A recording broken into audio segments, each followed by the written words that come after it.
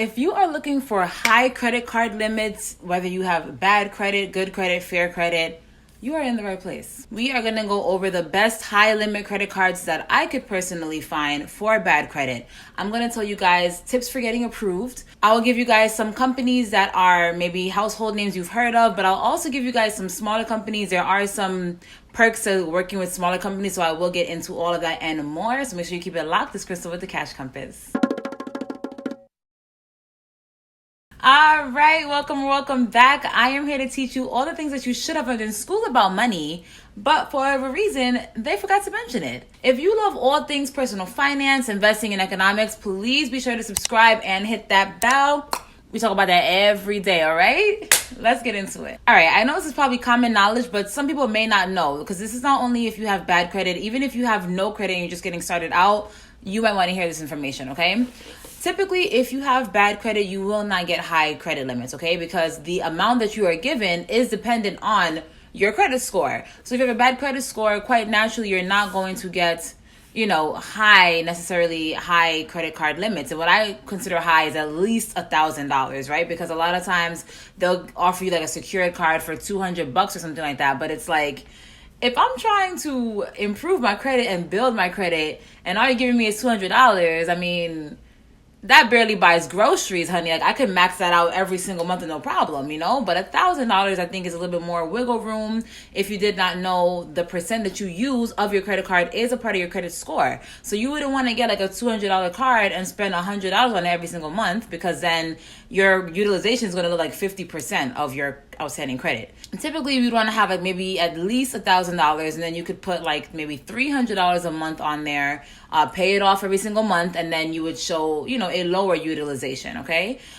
So these credit cards, some of them are around a couple hundred, but some of them are up to $2,500. So if you're interested in that, keep on watching. I do want to warn you guys that you do not take whatever you are given, okay? A lot of times people who have bad credit, they just want to improve their credit, so they'll just take whatever. But please keep in mind that if you are taking a credit card that you don't necessarily care for, like maybe they've had bad reviews or something like this, if you close out your credit card, chances are that will negatively impact your credit score. I actually have a video that talks all about credit. I don't want to kind of clog this video up, so please click up here if you want the full understanding of what your credit score is made up of.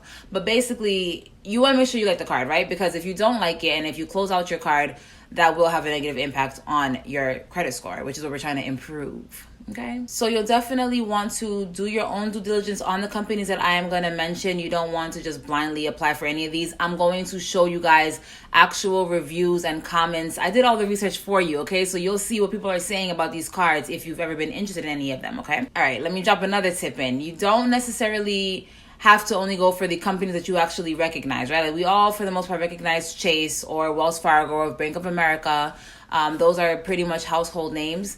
Smaller companies might be able to be a little bit more lenient with you. Normally, those bigger companies have pretty strict guidelines in place, right? And there's not so much wiggle room, which is why I also tell you guys to check out credit unions too in your area, because credit unions are also a little bit more flexible and they normally offer better rates, right? So same thing with smaller companies. If you're working with maybe smaller companies that maybe not that many people know about, you'll have to do your due diligence, because like I said, some of these companies are super questionable, but you probably have a better chance of being approved. Another way you could be approved easier is consider maybe doing a store card. Now, I normally would not suggest store cards because, number one, you're restricted to that one store.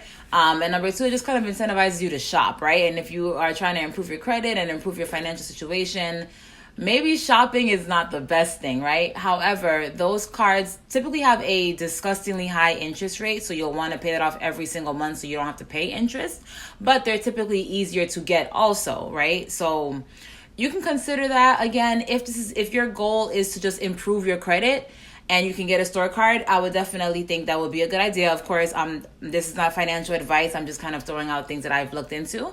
You have to do your own due diligence. But if you're looking to build your credit, and you start with a store card, they report to the credit bureaus every single month, just like these major credit cards do. So you'll still be getting all that good, juicy, on-time payments. You'll also want to make sure you get pre-qualified. Do not go blindly applying for all these credit cards like a maniac. If you apply for a lot of credit cards back to back, that is a bad thing.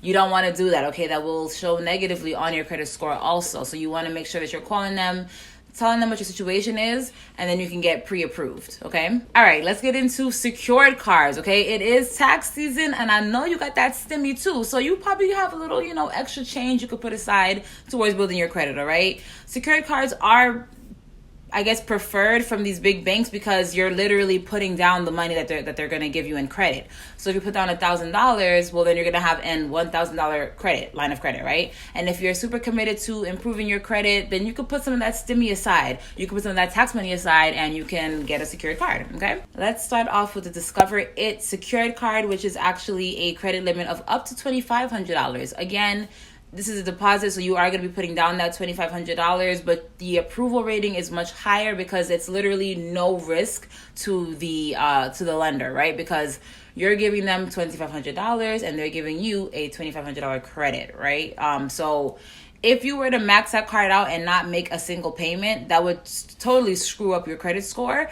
But they'll just yoink, take that security deposit and move about their day, right? So they don't really have to suffer any losses, minus maybe not getting the interest, right? Depending if you max the card out or not. But honestly, you should be paying these cards off in full. If you can't pay the card off in full every month, then that means you probably need to do a budget check, right? Because you're spending more money than you're actually making. So that has nothing to do with your bad credit necessarily, but more so your spending habits. Something you can consider is actually paying off the card, every single month, fully paying it off for about 6 to 12 months, okay? That'll get you some nice, juicy credit built up. And then you can go over to Discover and say, hey, I want my money back, okay? Oh, another tip here. If you start off with a card that maybe you don't necessarily love, but like let's say they're going to actually just approve you, I would never recommend closing out a card. You would like to work with companies that have a variety of options, right? So let's say you can only get approved for a card that has like an annual fee, right? And you're like, whatever, I just want to build my credit. So you'll get that card with the annual fee. You'll pay, 12 months of really good credit, or really good on-time payments. And then you can go back to them and say, hey, I've been a great customer. I've been paying off my card, every single month. I am no longer interested in this card though. Can I please switch to this unsecured card with no annual fee, right? You've established some sort of relationship with the company, so they'll see that. They'll see your on-time payments, and they'll be likely to work with you. Now, if you were to close out your card, that would ruin the history within your credit score, and then you have to apply for another card. So I would definitely kind of avoid that. You would like to work with companies if you're going to pick a card that you don't necessarily love. You'd like to at least have some upward mobility. Maybe they have other options that would actually work better for you once you get your credit where it needs to be. Also, I've talked about this on my channel before, but if you have a little bit of patience and you know someone who has a good credit score, you can ask them to list you as an authorized signer. That is a technical term. They will list you as an authorized signer on their credit card, and that will basically give you access to their credit. Credit cards typically report to the credit bureaus once a month. So it might take like maybe 30 days or so for it to actually process. It might take sooner, I'm not sure. But basically, after that month has passed, all that good credit history will kind of transfer over to you, and that will improve your credit score. So let's say you have like a month that you can wait. You don't need this credit card right now, which technically you should never need a credit card, but I don't want to digress here. Let's say you have a month that you can actually, afford to waste here.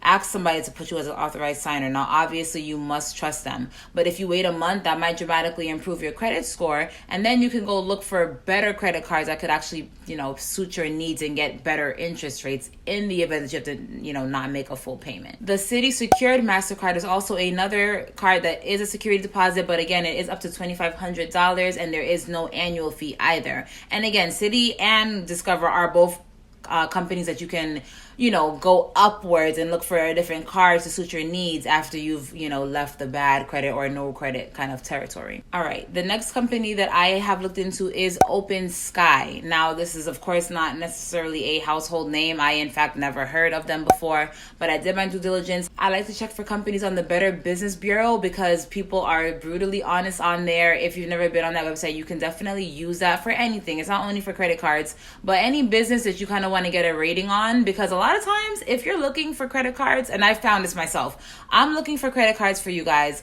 I see OpenSky. OpenSky on one website has like a 3.8 out of 4 stars, and I'm thinking, yeah, that's awesome. But I go to the Better Business Bureau and they can't even catch 2 stars, okay? So again, with these smaller companies, proceed with caution. These are not going to be your sexy cards with a whole bunch of cash back and points and, gifts and prizes and cars. It's not going to be nothing like that. No frills. It's going to be very, very vanilla, right? But it'll get the job done. There are going to be downfalls because these companies are not perfect. They are smaller companies, so I am going to tell you what I researched. If you are okay with these negative things, then hey, proceed if you want to. But proceed with caution. So I'm looking down because I'm reading the complaints. The complaints include, them not reporting to the credit bureaus, which is obviously not ideal. Random fees, not receiving the card for over a month, and certain things like that. But again, this is for bad credit, so it's one of those things where, okay, maybe I have to deal with this. But if you are okay with certain things, obviously the credit bureau thing is not necessarily a good thing, but that's not everybody's experience, of course. If you are okay with those things, you can consider applying for these cards just to get your credit built. First Progress is also another company that I looked up. Now, this company also didn't have the best reviews on the Better Business Bureau, but what I found very interesting is that they took their time to respond to every negative comment, and they came with receipts, honey, okay? When I was reading the comments in the Better Business Bureau, a lot of times I was kind of finding that the person was actually in the wrong and they just got upset because they felt that they were wronged. And like I said, the First Progress came in and said, no, that wasn't what happened. You said this, you did that. So they came with receipts, okay? So because of that, I definitely feel more comfortable kind of telling you guys about this one, especially because there are no hard inquiries. So you can actually go ahead and apply for this card. They will run your credit, but it's a soft pull, which means it's not going to show up on your credit score. If you did not know, anytime you have your credit pulled, that is called a hard inquiry. Well, there's 2, right? So if you have a hard inquiry on your credit, that is going to last on your credit for 2 years. If you have 1 or 2 in the past 2 years, it's really not a big deal. What that really does is show how often you are applying. Because if you're applying for a new card every month, you will look a little bit desperate. I hate to say that, but it's not going to be a good look, right? So when someone's trying to lend you money and they see you've been frantically looking for money, it's like, we're probably not going to go ahead and improve that, right? So, and anyway, what's nice about this is that it's a soft inquiry, so no one's going to even know. All right. Nobody has to know that you was over here, dibble dabbling in First Progress. And looking at the complaints, they include excessive late fees, delays in receiving the card, non-English speaking customer service. Wait a minute. Nah. Wait. How are you going to say non-English speaking customer service, but then right after that say, I made a sale to my card? First of all, that's not even grammatically correct. It's not spelt correct. That's nothing like English, okay? Nothing about that says English speaking. But at any rate, let me go to my next point. This is a secured card. You have to put down a couple $100, but like I said, these things are just to kind of get your foot in the door. So if you have the money, I would definitely suggest doing one of the more well-known cards, because like I said, these cards, they did have some problems, but like I said, I think between OpenSky and First Progress seemed a little bit more on top of things. So you want to do your own due diligence. I'll put in the description links to what I was showing you guys for the website and for the Better Business Bureau, so you guys can read the reviews yourself and determine what you could live with, right? Because maybe I'm somebody who personally doesn't want any delays, right? If I paid you, I need my credit. But if you're someone else who's I don't really care about that. I just want to make sure that it's getting reported to begin with. If it gets reported, period, it could take 2 months, whatever. I just want my credit to be built. Then it might make sense for you, right? Everybody has different tolerance levels of certain things. So you'll want to look into this yourself and see what makes the most sense to you. Keep in mind, these smaller cards are not going to be the cards that you can flex with, but they will get the job done. If you have no credit or low credit, it will help you build your credit. So definitely, let me know in the comments, did you guys like these recommendations? Do you have any experiences with these companies, or do you have any cards that you guys think are actually better? Let me know. I want to hear from you. But that will do it. If you like this video, then please like this video and share it with your friends so we can all ball out responsibly on the credit cards. And if you have anything else going on, you know what to do. Go ahead and binge watch me. And until next time, keep your money up.